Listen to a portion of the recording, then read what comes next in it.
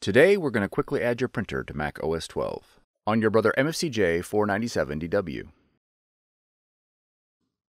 In the top left corner, click the Apple icon.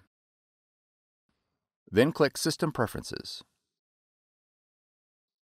Next, double-click Printers and Scanners.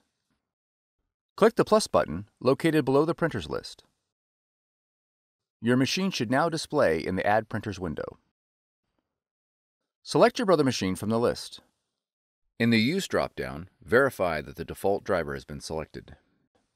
Then click Add. If your machine is not found, it is most likely due to an error in device discovery protocols.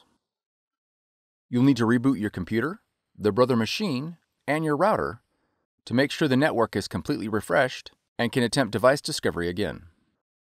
Once added, your Brother machine is ready to print.